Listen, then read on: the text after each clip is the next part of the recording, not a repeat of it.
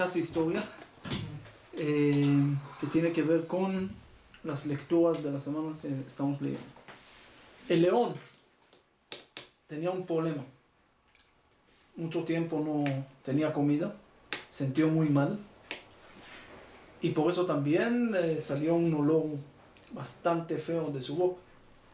Entonces él dijo, ¿qué voy a hacer? ¿Cómo voy a conseguir comida? Estoy tan débil, no puedo ir a conseguir comida y me puedo morir de hambre. Entonces llamó al burro que estaba ahí, le dijo, mira, dime, acércate y dime si sientes algún olor de mi boca. Entonces el burro llegó y apenas vio, dijo, es infierno este olor, dijo, mira, con todo respeto, pero el olor está muy feo. Dijo, ¿cómo te atreves a decir esto contra mí? Lo comió. Ok. El tigre vio lo que pasó al otro día, el león hizo lo mismo y trajo al tigre y le preguntó, a ver, ¿qué olor tienes ahí? Y el olor era bastante feo todavía con el burro mezclado. Y el tigre apenas dice, ¿sabe qué? No tiene olor, el olor es espectacular, ¿de dónde conseguiste ese perfume? ¿No? Entonces el león se enojó y dijo, mentiroso, y lo comió. Al otro día, pobrecito el cordero se quedó ahí y vio todo lo que pasó. Y el león le pregunta, a ver, ¿qué olor tengo? Entonces el cordero le dijo, mira, Mr. León, la verdad te digo que mi nariz está totalmente tapada, no puedo oler nada. Inteligente. Y se salió. Inteligente. Eso es... ¿Por qué dije casi historia? Porque no sabemos qué pasó con los animales, pero sí es una cosa que nos puede salvar de muchos problemas. A veces hay momentos que hay que saber cómo hacer y qué hacer para no entrar en problemas, porque lo que vas a decir Va a ser malo. vas a tener problemas. Y a veces no hay que meter en peleas o en asuntos que no son tuyos, tampoco. Porque otra vez, hay dos que están peleando. Tú vas a estar a favor de alguien, algún día ellos van a hacer paz y tú te quedas con un enemigo. Especialmente para parejas Siempre el jóvenes. tercero. También, siempre vas a encontrar con problemas. Entonces hay asuntos que no tienes que meter. Y si hablamos del cordero, nada más me acuerdo ahorita, ese lo tengo que contar, que ese cordero era sabio, pero había otro cordero gallego, no era tan sabio. Ok, ¿qué pasó? Había un señor que compró un burro, pero el burro no se quería mover. Le dijeron muévete, y no quería mover. Y todo el día, y no trabaja, y no mueve, y no agarra, y no sirve para nada. Entonces el señor le dijo a su señora, no eran judíos, le dijo, mira, vamos a hacer una comida, invitar a todos los amigos y comemos este burro. ¿Ok? Por eso no comieron kosher. Entonces comemos esto. El cordero estaba ahí escuchando. Entonces se fue con el burro y le dijo, mira, si no te vas a mover, mañana te van a hacer la shejita, mañana te van a matar, te van a comer. Entonces el burro se asustó y empezó a mover. Ahora el asunto es que el señor le dijo, mira, el burro ya trabaja bien, pero ¿qué hacemos? Invitamos a toda la gente. ¿Sabe qué? Agarramos el cordero aquí que está aquí. Entonces, hay cosas cuando uno entra en un asunto que no es de él, al final nada más pierde. ¿Por qué cuento todo eso? Porque se tiene que ver con Yosef. Yosef llega a Egipto. ¿Quién lo manda a Egipto? Sus hermanos. ¿Qué querían hacer? ¿Qué querían matarlo? ¿Ok? Recuerdan que dejé una pregunta pendiente en Shabbat que no contesté. ¿El papá Jacob sabía que los hermanos vendieron a Yosef o no sabía que los hermanos vendieron a Yosef? No, el papá. No sabía. No le mandó. Y no le preguntó a Yosef, Yosef, ¿cómo llegaste a Egipto? ¿Por qué 22 años te desapareciste de Él no quería quedarse solo con el papá Oh, para, ahí vamos para a ver. que le preguntara. Siempre quiso tener gente. Él Para no nunca, avergonzar a los exactamente, hermanos. según algunas opiniones, él nunca se quedó a solas con su papá. Yo Nunca. Entonces, para que su papá no le preguntara cómo llegaste a Egipto, iba a tener que contar, iba a pasar y eso. Porque Jacob al final de su vida, en la parasha, la última parasha de la Torah, da a cada uno de sus hijos bendiciones. Y a cada uno una bendición especial. A veces era parte de una crítica constructiva, una cosa de sus pasados y algo del futuro. Y Jacob está agarrando a todos sus hijos unidos y les dice, y קבצו ושימו את אשר יקרה אתכם באחרית הימים. Júntense para escuchar lo que va a pasar al final de los tiempos. Hay una opinión entre paréntesis que él quería decirles cuándo va a llegar la salvación y el Mashiach y todo, pero al final no logró decir. Pero sin entrar en esa opinión, algo bonito. Dice, ustedes saben cuándo va a llegar la salvación, cuándo va a llegar el Mashiach. Cuando todos van a estar juntos. Y Kabtzu Veshimu, cuando todos van a estar juntos, ese es el momento que va a llegar el Mashiach. ¿Por qué? El Mashiach ahora, imagínate si va a venir ahorita el Mashiach. Si va a venir Ashkenazi, los sefaradín no lo aceptan. Si va a venir Sefaradí, los Ashkenazim no lo aceptan. Si va a venir Hasid, los Ashkenazim y Sefaradí no lo aceptan. Si va a venir Chabad, no van a aceptar eso. Si va a venir esto, Breslev no lo van a aceptar los demás. Si va a venir de los Admorim de Benz, no sabe cómo venir. Si va a venir Kippah Shchora, los Kippah Shchora no lo van a hacer. Si van a venir de otra Kippah, entonces como no sabe cómo venir, entonces no viene. Porque hay tanta separación. Lo que tenemos que hacer es unión. Entonces eso lo Jacob le dice a sus hijos, si ustedes quieren la salvación, y Kavtzu, se juntan, van a estar juntos. No nada más que la unión hace la fuerza, sino la unión también trae al Mashiach. ¿Ok? Esa es una parte importante. En realidad toda la clase tenía que ser entre paréntesis y ese punto tenía que ser el principal. Pero ese lo tenemos que trabajar poco a poco. El punto es que Jacob critica también a sus hijos y eso también se considera como bendición, pero sobre Yosef casi no dice nada. Quiere decir que no sabía. Entonces todos preguntan cómo no sabía, entonces no se quedó solo con Yosef. Y Yosef, ¿por qué no le dijo a su papá? Oye papá, me hicieron esto y esto. No quiso hablar mal de sus hermanos. Pero avergonzar a los hermanos y para que no lo quiso tal vez que él estuviera triste. Lo que Entiende que Dios lo puso ahí, Dios me puso aquí para salvar a la gente, entonces ¿cómo le decir algo si está en contra de Dios? Dios quiso esto que pasara para salvar a la gente en el futuro con el entonces es una forma también, pero hay una cosa un poquito más. Y Yosef llegó a un punto de entender que era tan bueno que él está ahorita en Egipto, que ya no vio algo malo que le hicieron los hermanos. Ya no tenía que perdonar a los hermanos, sino ni siquiera, él lo dice en sus palabras. Ustedes no se preocupen, yo no estoy enojado con ustedes porque ustedes no me hicieron ninguna cosa mala. Lo que pensaron es una cosa, es problema de ustedes, pero lo que hicieron, en fin, se convirtió en algo muy bueno. Mira lo que tengo hoy. Es decir, ya no es, aquí no hay algo malo, aquí no hay que perdonar, por eso no hay que contarle al papá porque es bueno. Tenemos lo que está ahí. Entonces, ¿por qué no sé cuántos años después, cuando están los romanos, ustedes vendieron a los hermanos por no sé cuántas piezas de plata? Ahora 10 mártires van a pagar por eso. Sí. Entonces, Sí, y él le dice, no, sí hay que pagar sí, por eso. ese es el romano, hay una cuenta grande de reencarnación ahí y todo lo demás, pero también no me preguntas ahorita sobre un emperador romano, es problema de... No, romano, pero ya no pagar 10 mártires por esa venta. Entonces, Porque ellos hicieron pecado, ellos vendieron a su hermano. El hecho que Yosef lo ve como algo bueno no quiere decir que ellos hicieron una mitzvah. ¿Ok? Al vender el hermano y casi querer matarlo, no es una mitzvah. Entonces siempre es algo que tenían que pagar. Ok, en fin, hay una opinión que sí, Jacob sí sabía. Pero Jacob no lo quería decir nada a los hijos. Porque quería de alguna manera o no avergonzarlos y no dejarles algo tan fuerte que de alguna manera no tiene perdón. Cuando encuentras a alguien en una acción que no tiene perdón, estás generando de alguna manera una separación que nunca se va a poder unir. ¿Qué sabía Jacob? ¿Que sí lo habían vendido? Sí, según la segunda opinión, sí. Pero entendieron ese punto. Le voy a dar un ejemplo. Absalón, el hijo de David, quería hacer la guerra, rebelarse contra su papá.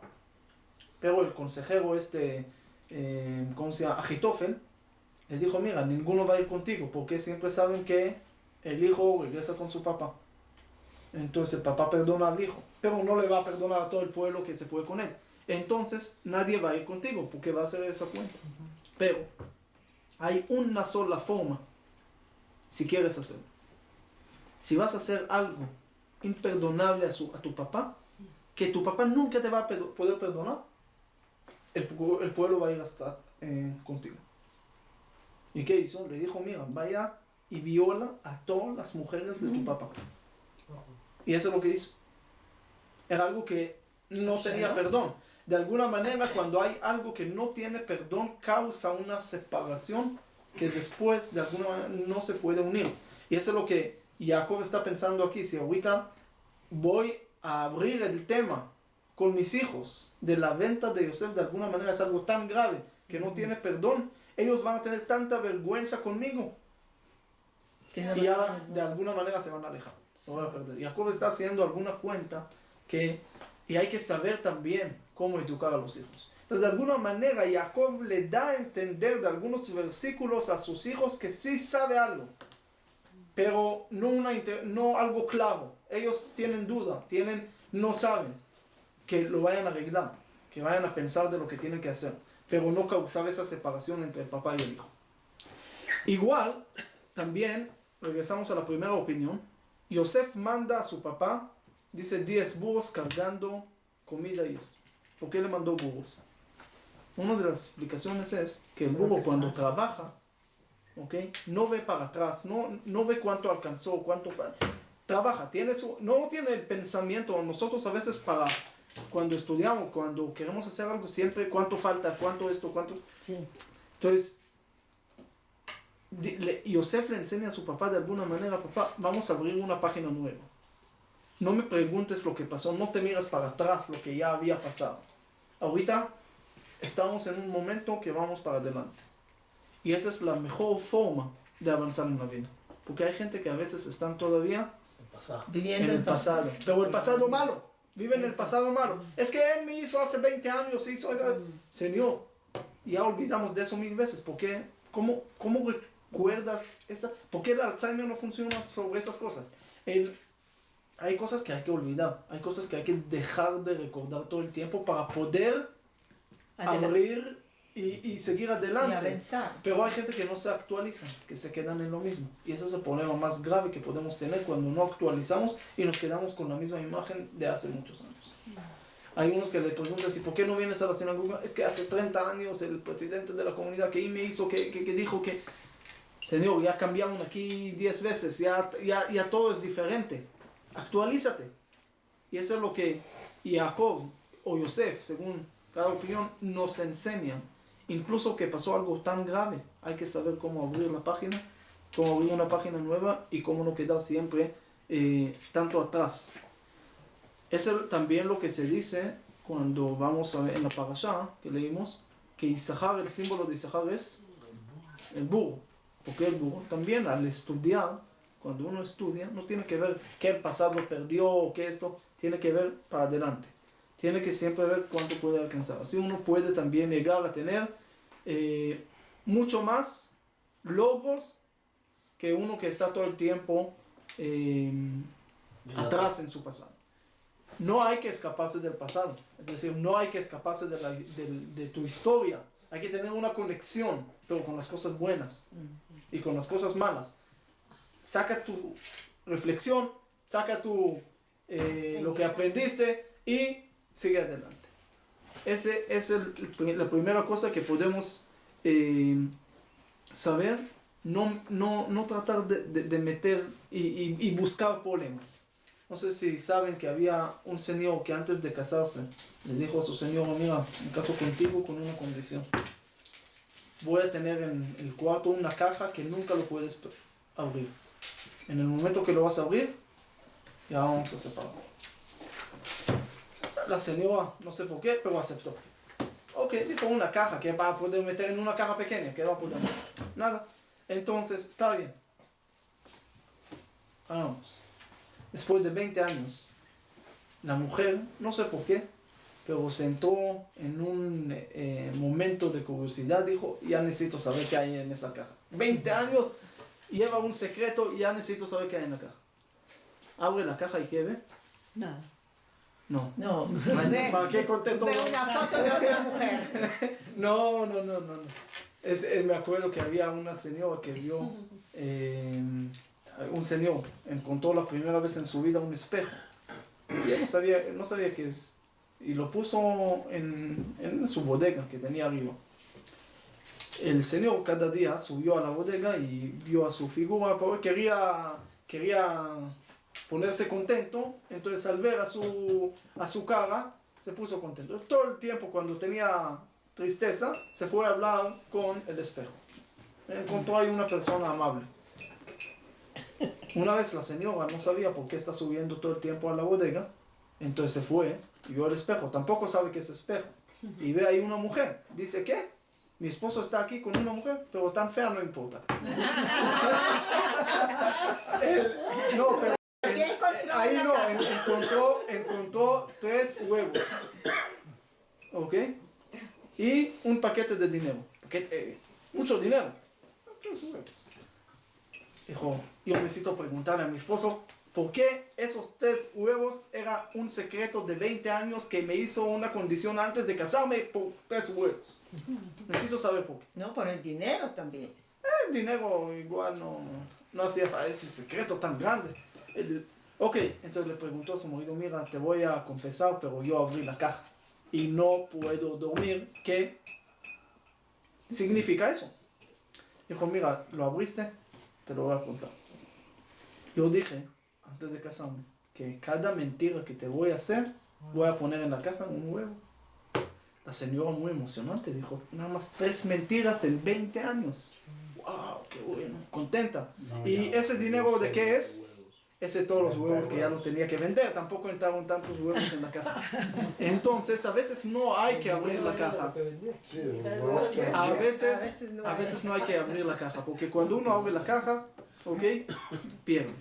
Ahora, ¿qué ventaja sacó Yosef de esta enseñanza? ¿De esta caja o de qué? No, la caja no es de eso. Entonces, ¿de qué? De esa enseñanza que estamos hablando, no abrir la caja, no hablar, no buscar el pasado, no buscar peleas del pasado. Escuchen bien, nosotros ya dijimos parte de eso, pero ahorita viene la otra parte. En Shabbat decimos Simcha Elokim que Efraim y Menashe. ¿Ok? Y todos preguntan, ¿por qué Efraim y Menashe? ¿Por qué no Abraham, Yitzhak y Jacob? Entonces Jacob dice que Efraim y Menashe van a ser como Reuben y Shimon, y dijimos que la gematria es casi igual menos un número y todo lo demás. Pero, ¿qué tiene que ver Efraim y Menashe y no Yosef? Están juntos. Y no Abraham, y no Yitzhak, y no Jacob, y no eso. Entonces dijimos que todos tenían alguna pelea en su vida. Yitzhak tenía con Ismael, y Jacob tenía con Esav, los hermanos con Yosef. Los primeros en la Biblia que no pelean eran Efraim y Menashe. Ok, eso está bien, pero ¿por qué no pelearon? ¿Por qué todos sí y ellos no? Porque todos transmitieron que no hay que pelear. Abraham dijo a sus hijos no hay que pelear, Yitzhak también, Jacob también. Por supuesto que transmitieron. Pero Yosef hizo otra cosa. Yosef mostró ejemplo. Cómo no pelear, cómo no buscar peleas. Cuando el papá pone el ejemplo tan grande que los hijos ven, seguramente le preguntaron, papá, ¿cómo llegaste a Egipto? Sos diferente de todos, ¿ok? Pero él mostró el ejemplo que con todo lo que le hicieron, no hay que abrir, no hay que hacer, no hay que vengar. Cuando los hijos ven, es muy diferente cuando escuchan. Cuando escuchan no siempre. Por eso tenemos 2 oídos, para que entre aquí y salga allá. Pero cuando ven, entra y no sale. Entonces por eso era tan importante. Y otro paréntesis aquí, si hablamos de Efraim y Menashe, cuando Jacob llega y cambia su mano derecha, pone encima del menor y la mano izquierda sobre el mayor. Hace de alguna manera así y Yosef se molesta, ¿ok? Entonces, ¿por qué Jacob lo hizo? Porque vio que venía alguien. ¿No? Que venía algo importante también, pero hay otra cosa aquí. Algo más sencillo, no ir tanto al futuro. ¿Por qué se llamaba Menashe? Está escrito en la Torah. Los nombres. Está escrito en la Torah. Sí, porque Menashe era para olvidar. Dijo que Nashani Elohim. Nashani en hebreo es que ya me olvidé de todos los problemas que tenía. De todo lo de mi casa, de mi papá y todo lo que había. Ya me olvidé, ya tengo vida nueva. Menashe. Esa es una connotación de alguna manera negativa de olvidar. Efraín, ¿qué es? Ifrani Hashem. Me dio Dios cosas positivas. Dijo Jacob, las cosas positivas son más importantes de las cosas negativas. Por eso Simcha Elokim que Efraim, Vejim Menashe, Ese es lo que eran Efraín y Menashe. Con todo eso, lo que hablamos, ¿ok? En la parashá dijimos, la última parashá de este libro de la Torah, habla de la muerte de Jacob. Dijimos que es una parashá que se llama Vayechi, que es vida, pero habla de la muerte de Jacob, la muerte de Yosef, sus hermanos, toda la generación, y en la Haftarah habla de la muerte de David. Una parashá que habla de muerte, tiene el título de vida. Hay muchas explicaciones que ya di en Shabbat y antes, por qué es así, porque la vida verdadera empieza después y todo lo demás, pero hay otra cosa también que empecé a hablar y vamos a seguir un poco, que lo que dice el Talmud, que Jacob nunca murió, Jacob se quedó vivo. Entonces llega un rabino del Talmud como Camila y dice, ¿cómo? La Torah está escrito que murió y la Torah está escrito que lo enterraron, ¿cómo murió? Es que hay algunos en la historia que eran diferentes de Moshe Rabenu. Porque Moshe Rabenu todos sabemos que murió, pero no sabemos dónde está enterrado. Y hay gente que sabemos dónde están enterradas, pero hay gente que dice que no murieron. Es un poco raro. Pero, ¿cómo puede ser? Así pregunta el Talmud. ¿Y cuál es la respuesta? Cuando uno deja enseñanzas, cuando uno deja aquí cosas, cuando uno deja una familia unida, no lo puedes decir que murió. Su espíritu siempre está aquí vivo. Cuando alguien ya murió, en hebreo hay met, que es murió, se acabó, totalos, y hay uno que es niftar, que nada más se fue, pero todavía su espíritu está aquí. Jacob está todavía conectado, porque su familia, sus hijos, todos siguieron el camino de él. Y cuando dejó una familia tan unida, no lo podemos decir que murió. Ese es el asunto o la canción también que vimos que todo el tiempo cantan Am Israel Chai o Davinu Chai. El pueblo de Israel está vivo y nuestro papá está vivo.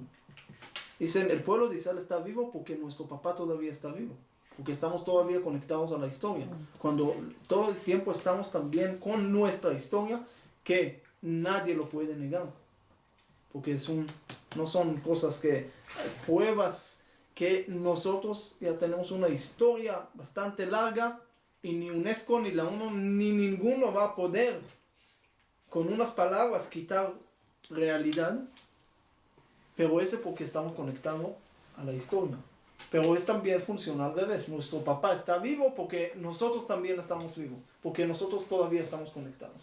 Es un círculo que es algo bonito, que en la vida judía siempre se queda este círculo entre lo que ya falleció y lo que quedó aquí. Es decir, lo que están arriba nos pueden influir y nosotros que estamos abajo también podemos influir.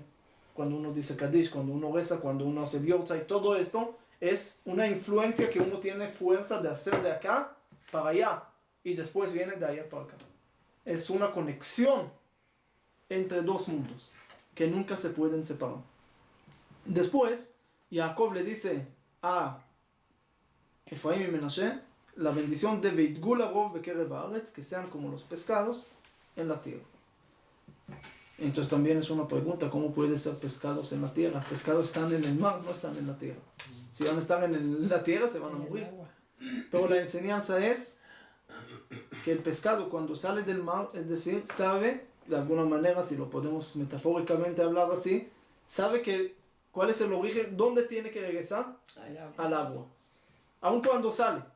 Entonces esa es la bendición que Jacob le da a sus hijos. Dice, ustedes, aun cuando van a salir de la Torah, van a salir del agua, que es la Torah, que es la vida espiritual, siempre tienen que recordar como los pescados que no van a tener mucha vida afuera. Tienen siempre que regresar al origen, siempre estar conectados, no nada más a su historia. Hay, como siempre digo, hay judío gastronómico, que es un judío que le gusta la comida judía, y eso es judío porque le gusta gefilte fish, entonces para él es religioso ortodoxo porque el gefilte fish también lleva kippah de zanahoria, pero es un tipo de judío. Y hay un judío histórico que su papá, su abuelo tenían barba larga y todo eso. Él siempre está hablando del pasado. Él no aplica nada, pero tenía historia y él siempre habla de la historia de la Biblia, del Abraham, Yitzhak y Jacob, pero no aplica.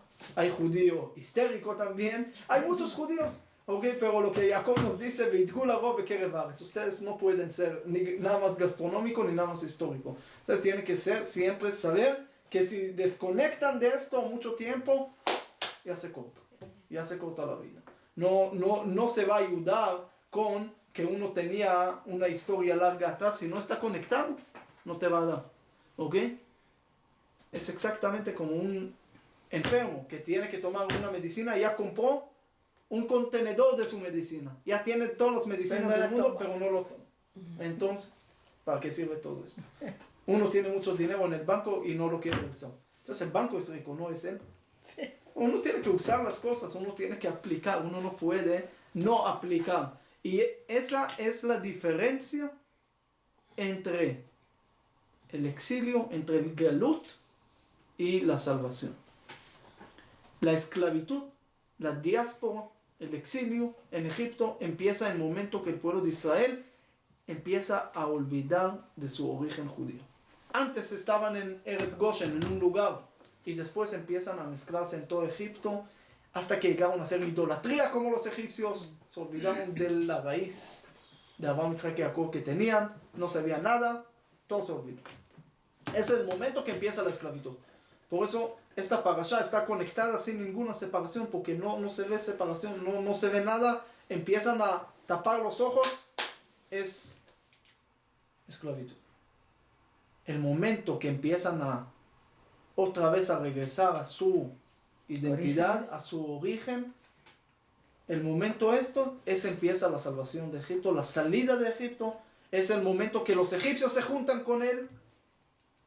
Ese es el momento que muestra que no ellos se juntaron con los egipcios cuando pasó al principio, sino cuando la salida de Egipto dicen que salieron muchos egipcios con ellos porque se conectaron con ellos. Es decir, la pregunta es si tú vas a hacer luz para ellos o ellos van a ser para ti.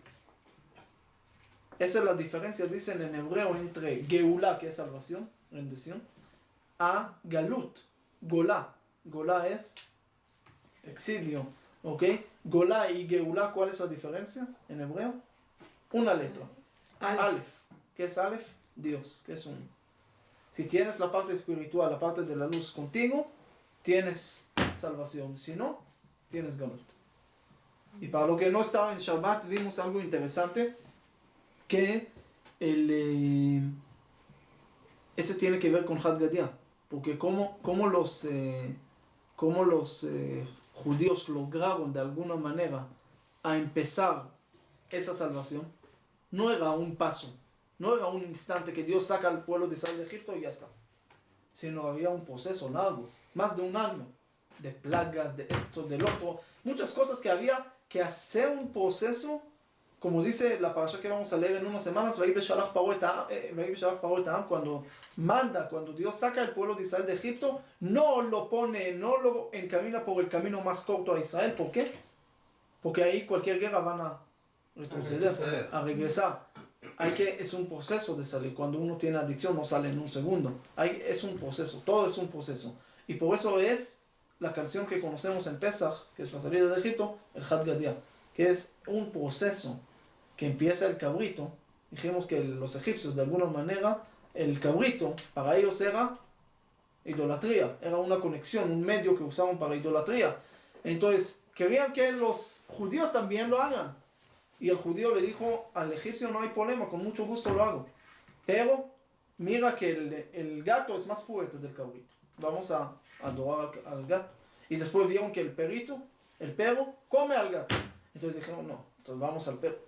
Y después vieron el palo que puede pegar al perro. Entonces dijeron: el palo es más fuerte, vamos a trabajar, vamos a adorar al palo. Y así poco a poco, como Had Gadia, llegan la vaca que toma el agua, que apaga el fuego. Y después llega el shochet que mata a la vaca. Y es lo más fuerte porque él puede matar a todos. ¿Ok? Y ustedes conocen ¿cómo se llama esto? Ese dibujo que dice que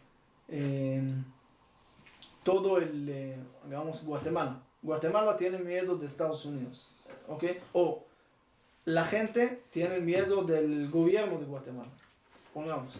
Y Guatemala tiene miedo de Estados Unidos. Y Estados Unidos tiene miedo del Congreso, y el Congreso tiene miedo del presidente, el presidente tiene miedo de su señora tiene, tiene miedo de una mosca, entonces todo el mundo tiene miedo de una mosca. Entonces, es un círculo.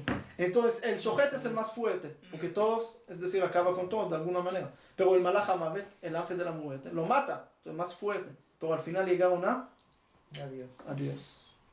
Ese es el punto que el judío le enseñó también. No le dijo al egipcio, no, mira, tu cabrito es tontería, vaya, no tiene ningún sentido. Yo con Dios. No, le dijo, mira, paso a paso, lo llevó a reconocer que el único es Dios. Eso es lo que tenemos que hacer en nuestras vidas también. Cuando vemos una persona que está en Egipto, que está en esclavitud, que no tiene el Aleph, que no tiene Dios, ¿qué tenemos que decirle? Oh, usted es tonto, ¿cómo piensa así? Es que hay Dios grande, está escrito en la Biblia. No te va a ayudar. Estás nada más haciendo más distancia, más separación. Te estás alejando más de Él. Tienes que acercar paso a paso. Y di algún ejemplo de cómo trabaja con la ciencia, que la misma ciencia llega a darte los argumentos más fuertes para reconocer al final a Dios. Entonces con la ciencia, vas con el científico, con la ciencia, poco a poco, lo llegas hasta llegar a un punto que es Dios, que ya no puede escapar. Pero no le dices, mira, la ciencia es tontería. No, estamos bien, vamos contigo, vamos. Al final, boom, llegas a Dios y él ni se dio cuenta que llegaron a Dios, pero ya no tiene cómo escaparse. En la parashá vimos otra cosa. Ya vamos en la parashá de Shmot, ¿ok? Dios le dice a Moshe, vaya con el pueblo de Israel a salvar al pueblo de Israel de Egipto. Y Moshe dice, no, Dios, ellos están ya aparte de Egipto, ya en la playa, ahí en Miami, le gusta, ya ¿cómo lo voy a sacar? No me van a creer. Y era también, entre paréntesis, difícil, porque dice, Moshe sacó las palabras que no lo van a creer, y por eso al final había mucha gente que no creyeron en Moshe, porque él mismo no tenía confianza que va a pasar, y él mismo sacó esas palabras de alguna manera negativas que causaban una realidad negativa. Ok, pero ese es otro tema para algunas clases. Dios le dice, no, yo te voy a dar algunos milagros que vas a hacer, algunas magias, vamos a llamarlo así. Ok, pruebas. De alguna manera, otra clase, esto que eran esas magias. Primero le dice, agárrate tu bastón. Al piso. ¿Y qué pasó? Una serpiente. Serpiente. ¿Ok? Después le dijo, agárrate de su cola. Y otra vez se volvió a hacer palo. Bastón. Después el segundo que era, la mano. Agárrate tu mano, boom, lepra. ¿Qué hace? Meterla y sale limpia. ¿Qué hay en esas dos cosas? Algo muy interesante. ¿El palo cuál es? ¿Qué es el palo? Cuando también llega Moshe con Paró le pregunta, ¿quién es tu Dios? ¿Y qué Moshe le contesta? Agarra el palo, boom, serpiente, palo. Entonces pregunta, ¿pero ese es Dios? Dios, Paró te preguntó quién es Dios. Contéstale, ¿por qué está haciendo eso con el palo? Moshe le enseña una cosa, le dice, mira, el palo es recto. A Adam Etzasadeh, ya estamos casi en tu visión. La persona es recta, es como un palo, es como un bastón, es como el árbol, okay, como la madera, es recto. Pero llega la serpiente, que ya lo conocemos desde Adam Arishon. ¿Y la serpiente qué es? Torcidísimo. ¿Ok? Es lo más torcido del mundo. Y empieza, no, hacemos así, empieza a molestar por todos lados. Entonces el bastón firme, la persona empieza a volverse serpiente. ¿Ok? Hasta hoy en Israel, no sé si en español, cuando una persona es tramposo, le dicen nahash. ¿Ok? Porque va así.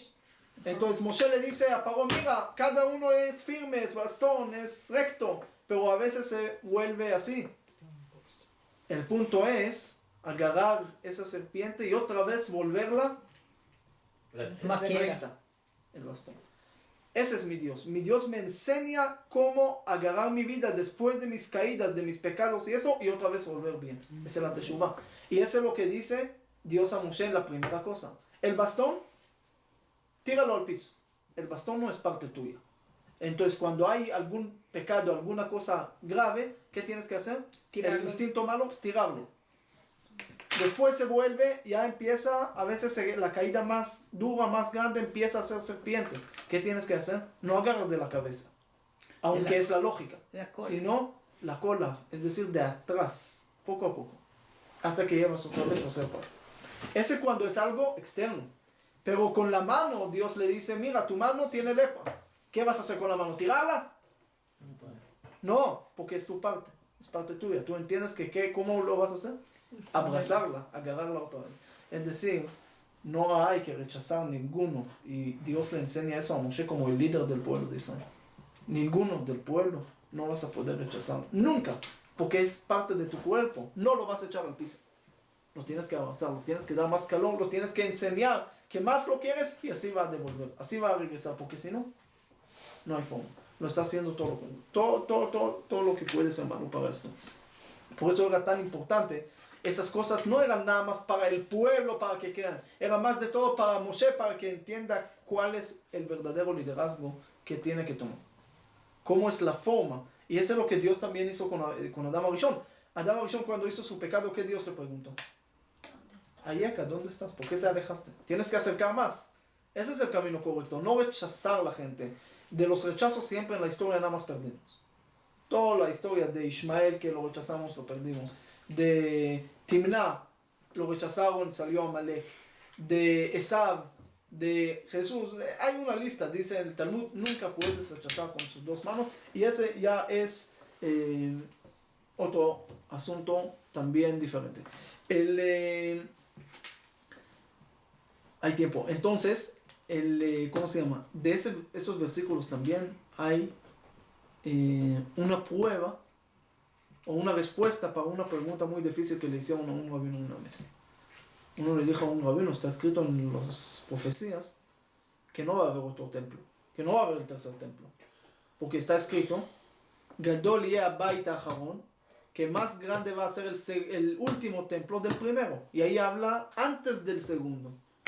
Es decir, habla sobre el segundo como último. Quiere decir que no va a haber otro, porque el segundo es último.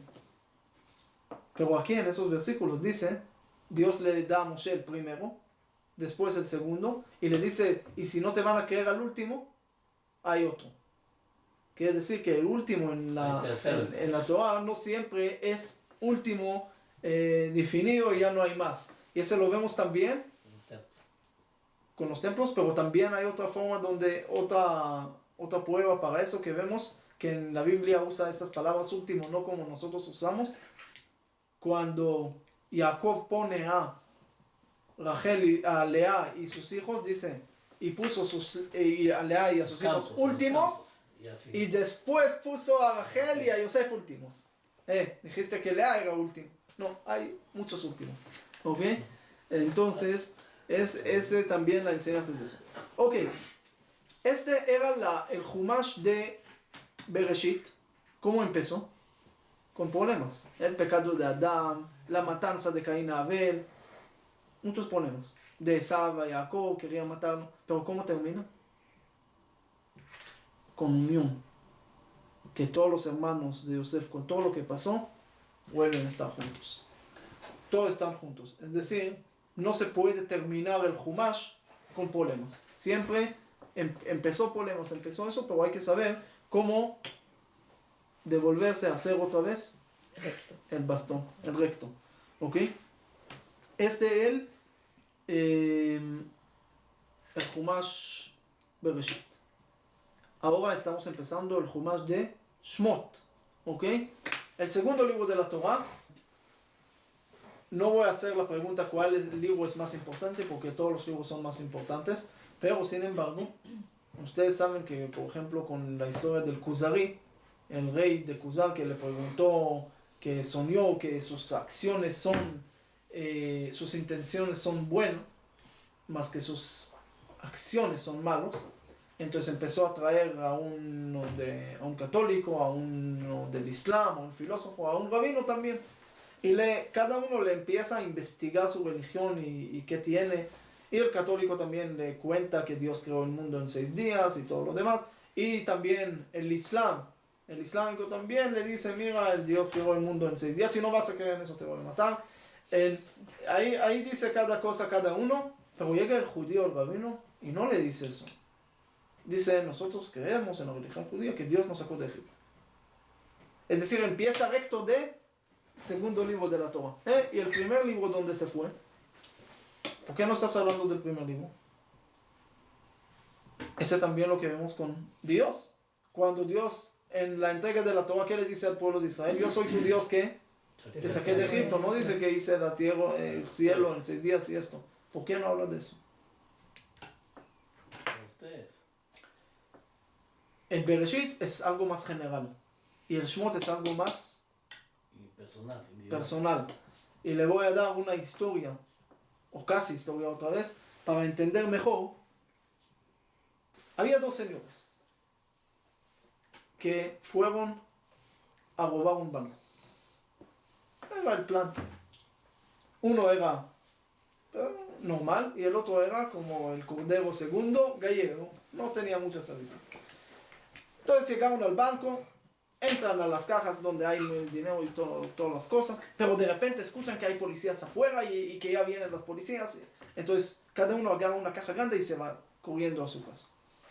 Llama el primero al segundo, el normal al otro, y le pregunta, entonces el otro le pregunta a él, mira, ¿qué agarraste del banco? Entonces el normal le dice, mira, yo llegué a la casa, abrí la caja y dinero por todos lados, pero como tú sabes, la plata no es lo más importante porque hay oro, hay diamantes, hay muchas cosas también. Entonces, gracias a Dios, que mucho éxito, tenía de todo. ¿Pero qué agarraste tú? Le pregunta el sabio al otro. Y el otro le dice, mira, no te imaginas, puras deudas del banco, cuentas por pagar y cosas que hay que hacer. Entonces el otro le pregunta, oye, ¿y qué vas a hacer? Dijo, no se preocupe, poco a poco lo voy a pagar. Esa es la diferencia. Había mucha gente que ya llegaron a creer que Dios existe. Porque hay pruebas, hay cosas. Entonces llegaron a decir, ¿sabe qué? Dios existe, ya no podemos escapar. Como dijimos, incluso el egipcio con Had Gadian encontró Dios al final. Ay, Dios, está bien, creó el mundo. Pero ahí dijeron, eso está bien, pero ya no tiene nada que ver con nosotros. No hay obligaciones, no tiene Torah, no tiene esto, no tiene el otro. Había muchos que pensaban así. Y hasta hoy hay gente que piensa así. Llega, es el Humash Bereshit para decirte que hay creador. Llega el Humash Shmot, el segundo libro, y te dice que hay conductor al mundo que sigue manejando el mundo. Y eso lo vemos en la salida de Egipto, en la entrega de la Torah, en todo lo que está pasando en Humash Shmot. Vemos un Dios que no nada más creó el mundo, sino sigue todavía. Y no nada más hay cosas y dinero para recibir del mundo y cosas buenas, sino también hay cuentas por pagar, hay obligaciones que uno tiene que hacer. Y sí, en verdad, poco a poco tiene que pagarlo, tiene que hacerlo. Son obligaciones que uno tiene que hacer. Uno no puede escapar de eso. Es el segundo libro. Por eso el segundo libro es tan fundamental para el pueblo judío, tan importante que incluso Dios en la entrega de la Torah dice, yo te saqué de Egipto. ¿Qué quiere decir? Te estoy mostrando que yo sigo aquí en este mundo. No nada más hice el cielo y la tierra. No es suficiente creer en eso. Hay también que saber un paso más allá, que también hay un Dios que maneja cada cosa, que tiene supervisión y que tenemos que cumplir las cosas. Uno no puede llegar a un hotel, estar ahí un año y decir, yo no sabía que hay que pagar, yo no pensé que hay que pagar. Cada uno sabe que si disfruta de un lugar y eso, al final tiene que pagar. Hay obligaciones, tienes que preguntar. No puedes no preguntar. No, yo juego cabeza pequeña, si nadie no me dice, entonces no hago. No, hay que preguntar, ¿por qué estoy aquí? ¿Quién me mandó aquí? ¿Quién me va a pagar? Nada es gratis en este mundo. ¿Ok? Ok, hay conductor del mundo. Ahora seguimos. El pueblo de Israel entra en la esclavitud de Egipto. Pero antes de eso hay una parte muy importante. ¿Ok? En el momento que habla de la esclavitud y todo, también habla del nacimiento del Salvador, que es Moshe Rabbeinu. No nos deja nada más con oscuridad, sino siempre hay también el punto de luz. Dice que en Tisha B'Av, el día de tantas destrucciones, tantos problemas que vimos en la clase de Tisha B'Av, siempre hay un punto de luz que el Mashiach mismo va a nacer en Tisha B'Av. Quiere decir, ahí va a ser una alegría, una fiesta va a ser de Tisha B'Av. Por eso en Tisha B'Av no se dice confesión, porque es una fiesta. No es cualquier cosa. Quiere decir del punto más oscuro. Ahí también tienes que saber que todavía existe luz. Por eso habla del nacimiento de Moshe. Moshe nace y dice que Batia, que la hija de Paró, después de 3 meses que nació, ya lo pusieron ¿dónde? En el Nilo. Ok, lo pusieron en una canasta, en el Nilo. Otra vez hay cuentas aquí para las opiniones de la reencarnación, quién era Moshe, de dónde es, y con Noé y con todo lo que pasó ahí. Ahorita vamos a ver qué tiene que ver también con Noé. Es más para la clase de sábado, todas esas cuentas. No, mejor ahorita. ¿Ah? Mejor ahorita. También tenemos muchas cosas para ahorita, te prometo que no vamos a alcanzar ni mitad de lo que tengo. Entonces, igual no falta. Moshe nace, ¿ok? Lo ponen en el Nilo, llega la hija de Faraón, ¿ok? Y ese muestra cuando Dios quiere cumplir con su plan. Incluso Paró, que quería hacer el decreto para evitar el nacimiento del Salvador, ese va a ser el mismo Paró que por su decreto, su hija va a salir al Nilo y va a traer al Salvador a su casa y él va a tener y va a darle comida y todo para que el Salvador, que él tanto quería matarlo, va a crecer En su casa. en su casa. Imagínense eso. Él no se puede escapar. También los hermanos de Yosef querían matarlo, querían eso para que no se salgan sus sueños y ellos mismos convirtieron sus sueños en realidad. No se escapen, señores. Entonces, Moshe está en el Nilo y Batia ve ahí la canasta. ¿Qué hace? Pone su mano y el Midrash dice que se alargó su mano. ¿Qué quiere decirnos con eso? Que llegó muy lejos. Sí, pero ¿qué? Que si haces un esfuerzo puede llegar donde quieres. Batia ve que pone la mano ahí, no llega. ¿Por qué mandó su mano? Hay uno que dice, ¿sabe qué? Fíjese que no se puede y se va. Pero no, Batia no dice Y eso. eso te lo sacaste. Batia saca su mano, hace el esfuerzo y dice, si no voy a lograr, entonces ni modo, pero voy a tratar. Dios ve eso, dice, ¿sabe qué? Te voy a ayudar. Ok, logra agarrar a Moshe, abre y ¿qué ve? Niño llorando. Un joven llorando, dice la Torah. Joven. Vine Naar Boje. Sí. Vine Naar Boje. ¿Ok? Así dice, Vine Naar Boje. ¿Cómo es posible? Entonces, ¿qué dijo? Si era bebé. ¿Qué dijo? Vamos a llegar. Pero ¿qué dijo Batia al principio? Ese es de los judíos. ¿Por qué está llorando? Está quejando Chico tanto. hebreo. ¿Ok? Ese primero es de los judíos. Antes de llegar a la opinión que Moshe estaba llorando, hay una opinión que ¿quién estaba llorando ahí? ¿El pueblo? Aarón, el hermano de él que estaba afuera. Eso es lo que ella escuchó. Y es el momento del nacimiento del Salvador del pueblo de Israel, cuando su hermano se preocupa por él, está llorando por él. Esa es la parte importante. Dijo, hay una conexión aquí, está llorando por él, está preocupado por él, está viendo qué está pasando con él. Ese es de los Yaldei Ivrim, ese es de los judíos que tienen tanta conexión, tanta unión entre ellos. Y ese es el momento. El Salvador, el Mashiach o el líder no lo escogen por conocimiento o por carisma, porque Moshe era tartamudo. Como tú quieras, pueblo. Por cuanto quiera su vuelo, qué entrega tiene y cómo sabe preocuparse de cada uno. Ese es el mensaje de Naar Boje. Ese es el momento también. Después vemos que Dios le dice a Moshe, Shal aleja mal regleja, quítate tus zapatos. ¿Por qué quítate tus zapatos? Porque cuando uno camina sin zapatos, siente cada piedra que hay en el piso. Dios le dice a Moshe, metafóricamente también tienes que quitar tus zapatos para ser líder, para sentir cada piedra que cada uno tiene. Hay otra respuesta que es quítate tus zapatos, una respuesta hasídica. Dice zapatos, en hebreo es nalaim. ¿Qué es nalaim? Noel, lo que te está apretando, cerrándose, ¿ok? Shal, quítate eso, meal, regleja, ¿qué es regleja? En hebreo también viene de la palabra ergelim. Ergelim son hábitos. Quítate tus zapatos, quiere decir quítate la cosa, los nalaim, lo que te noel, lo que te está cerrando con tus hábitos, con tus costumbres, con tus rutinas que no puedes salir, que no puedes actualizar. Quítate esos candados que te cierren en costumbres que no lo puedes salir de eso. Lo que empezamos la clase. quítate esta cosa que te cierra en tu historia y que no te deja ver cosas nuevas. Ese Moshe también, Dios le dice a Moshe, también tienes que aprender eso como líder. No puedes siempre recordar todo lo que hicieron cosas malas. Tienes que recordar las cosas buenas.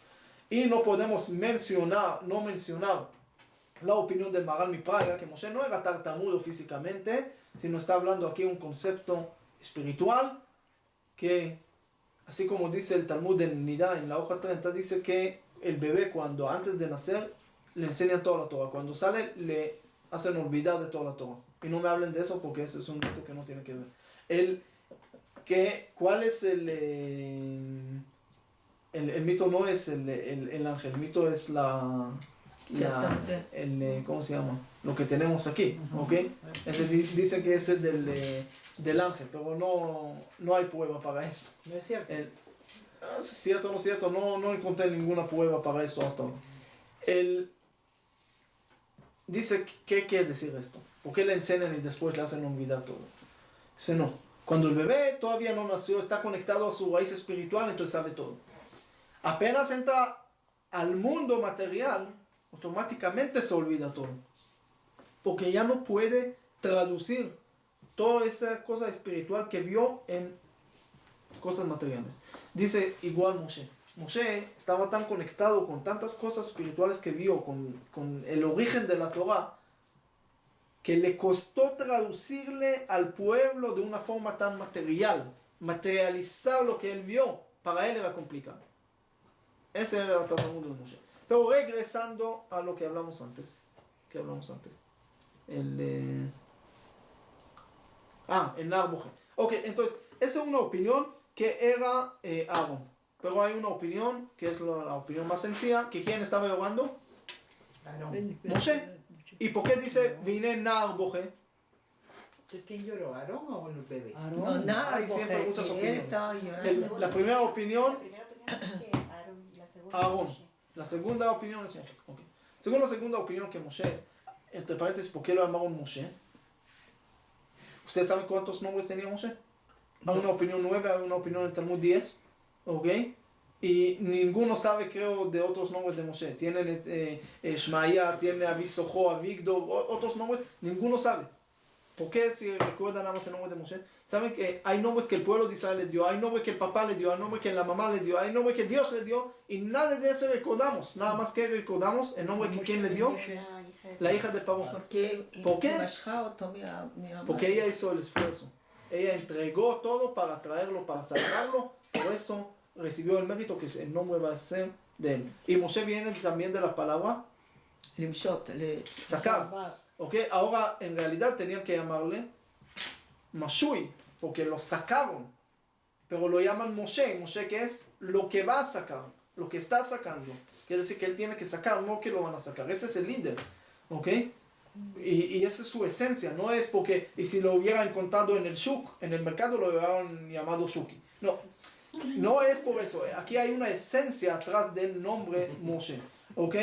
Entonces, esa es una opinión. La opinión que Moshe estaba llorando, ¿por qué dice que Nar está llorando? Que un joven, dice el Talmud de Niomá en la hoja 82, si quieren después leer, que Nar, según también las explicaciones del comentarista Rashi, el Rambam, Nar, ¿qué es Nar?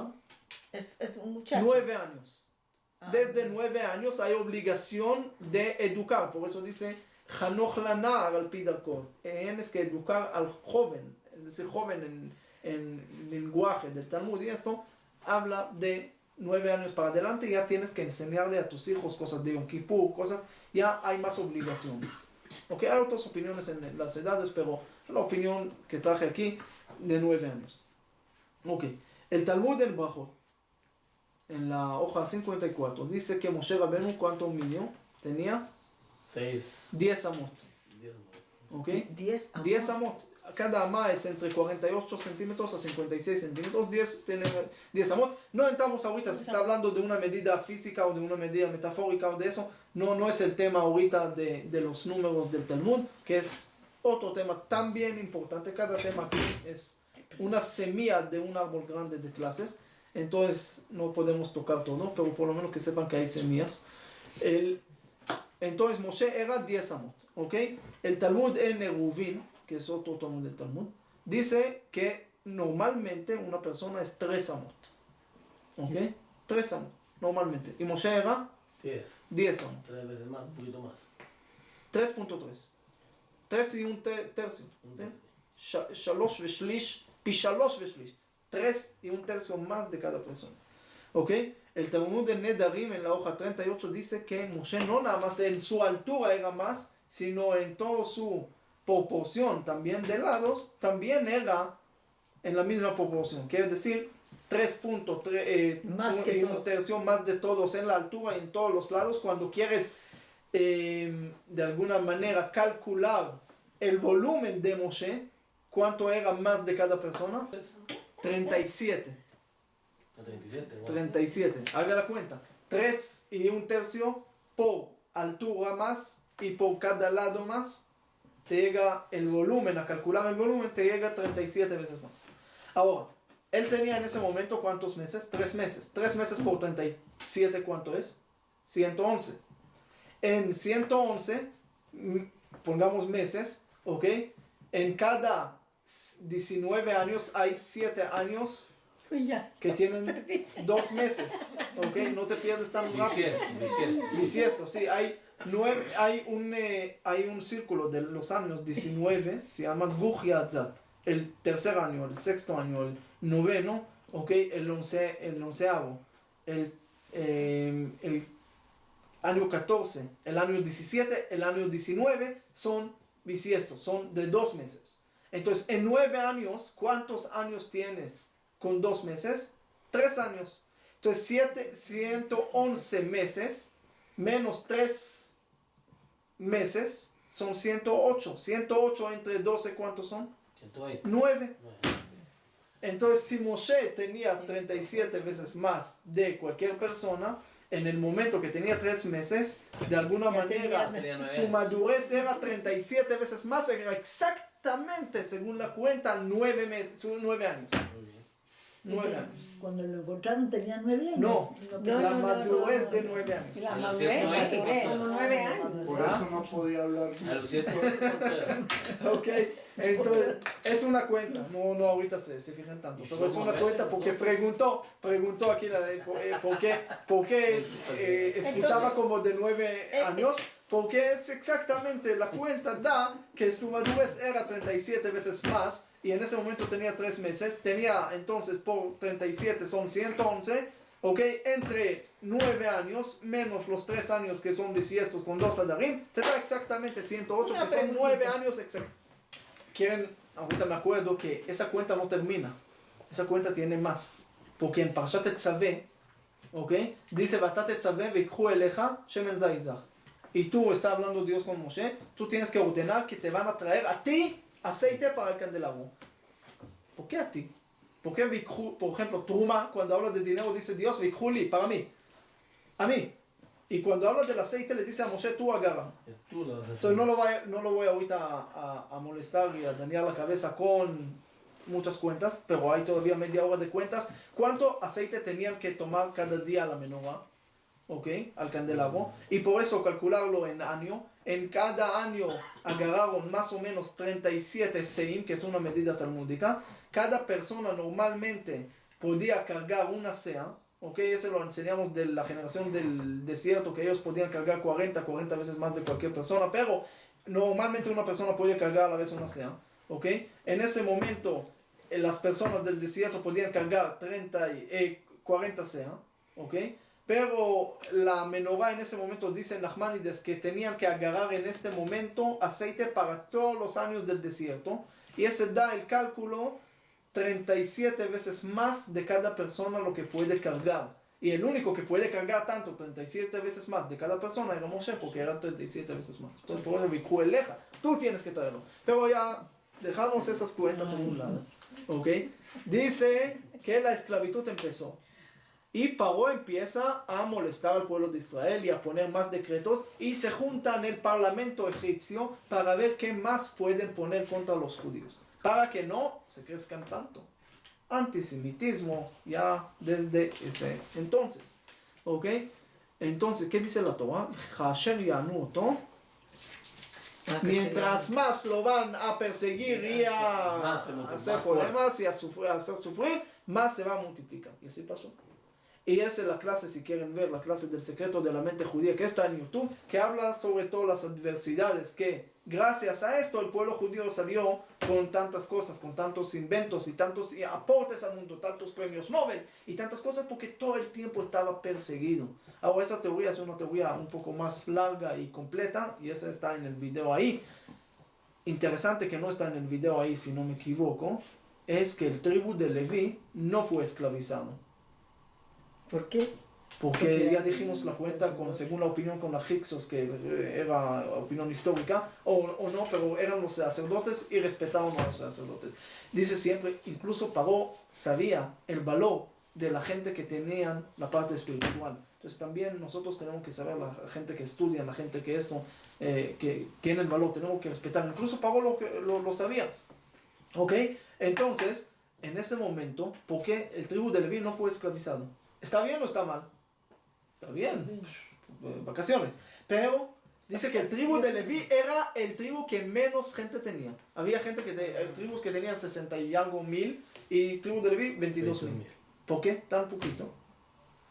Dice una de las respuestas, porque no fueron esclavizados, no estaban perseguidos y por eso no tenían tanta bendición. No tenían tanta bendición. ¿No? Por eso se quedaron tan poquitos. Según lo que dijimos en el versículo, mientras más lo van a perseguir, más van a crecer. No lo persiguieron, no crecieron. Dijo un rabino, le preguntaron por qué en Leil HaSeder, en Pesach, comemos huevos. Ya regreso con los huevos del Señor. ¿Por qué comemos esto? Dijo, porque es el pueblo de Israel. Mientras más lo calientas, más duro va a poner. Más fuerte va a poner. Entonces, más problemas, más duro se va a poner. Es Entonces, lo que usted dijo, entre más sufren, más preparados, más fuertes se vuelven. Así dice, es. lo que no te mata, te fortalece. Y lo que te mata, ya fortalece a tu mamá. Pero él fortalece a otro.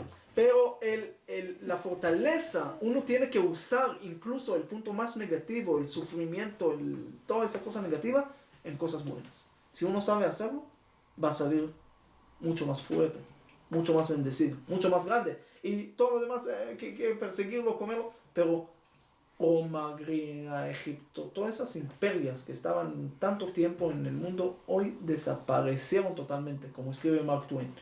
Y no están.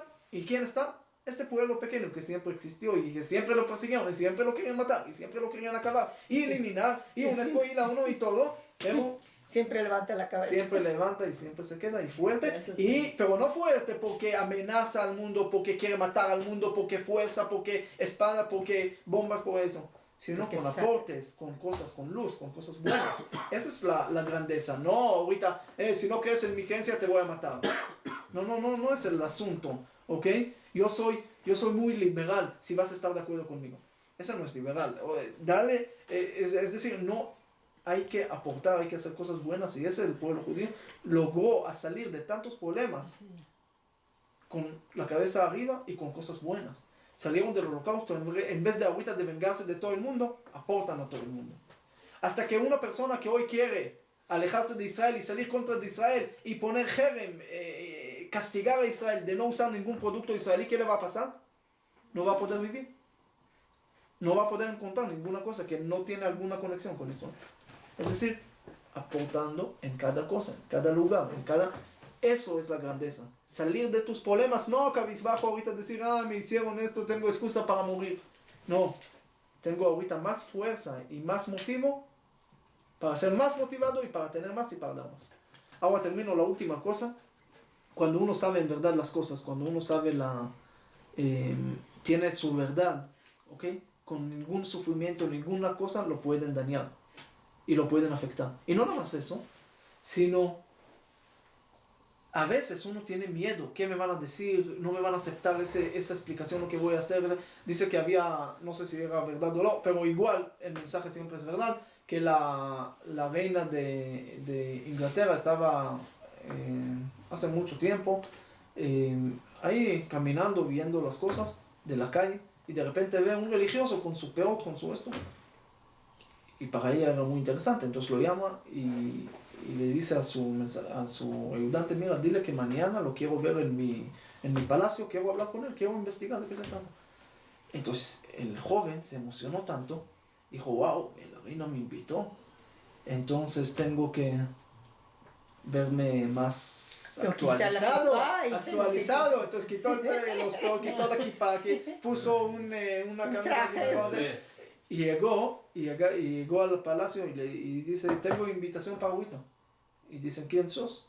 No, yo me invitó a la reina, eso. Hace que la reina escucha tanta cosa, entonces sale y ve y dice, ¿quién sos? No, yo soy el joven que... No, a ti no te quiero ver, yo quería ver a este joven con todo su... Cuando uno pierde sus valores, los demás también lo van a perder. Escuchan una historia, que ese me contaron que pasó, que era verídica, con el Rav Friedlander hace 70 años, no mucho. En realidad hace 73, porque me lo contaron hace 70 años. Hace 3 años. Ya dije que estoy cansado. Había un guía de turistas en Israel, vio y dijo a su grupo, mira, esas montañas ya tiene 2 millones de años y 2 semanas. Entonces alguien le dijo, mira, ¿de dónde sacaste esas 2 semanas? Dijo, es que ese me lo contaron hace 2 semanas. Ok, entonces, hace 73 años, ok, yo actualizo los años, no me quedo en la historia. Entonces, hace 73 años, el rey de Hungría le regaló a este rabino Friedlander, ok, un bastón muy bonito, de oro, pero arriba había un dibujo de idolatría. Pero era muy importante, algo que tiene que ver con el rey y esto. Pero él tampoco quería caminar con algo de idolatría. No sabía qué hacer. Y dijo, mis valores antes. Entonces, lo quitó. Otro día que lo invitó el rey o algo, vio que no tiene la parte de arriba. Dijo, ¿qué pasó? Dijo, lo corté. ¿Y por qué lo cortaste? Porque era muy largo para mí. Dijo, ¿y por qué no lo cortaste por abajo? Dijo, por abajo no estaba mal, por arriba estaba mal. Esa respuesta que pasó era una respuesta de alguna manera tonta, pero el rey lo aceptó de alguna manera. ¿Cómo lo aceptó? Cuando la verdad sale de alguna manera, incluso esta cosa te aceptan. ¿Y por qué cuento todo eso para terminar la clase? Porque el rey de Paró le dice a los a Shifra y Pua, a lo que ayudan a las dulas, a lo que ayudan a las mujeres para dar algo. Le dice, ustedes si van a ver que es varón, lo van a tener que matar. Y de repente Paró ve colegios en la calle y dice, ¿cómo que no matamos? Y ellos que contestan, no, fíjense Paró, que cuando antes que llegaría a dar ahora, ¿por qué antes no y ahora sí? Es decir, Paró aceptó eso. De alguna manera decir. Cuando uno sale con su verdad y no tiene miedo de la verdad, Es que sale con al final lo aceptan. Así Cualquier es. cosa le van a aceptar. Pero cuando uno trata de mentir y escaparse de la verdad, no lo van a aceptar ninguna cosa, incluso que se ve más bonito, que ya tiene ahorita, no tiene la kippah y está mucho más bonito, pero ya no lo van a aceptar. Cuando pierde su identidad, como dijimos, está en galut, está en exilio. Cuando quiere estar en salvación, tiene que conectarse a sus hijos.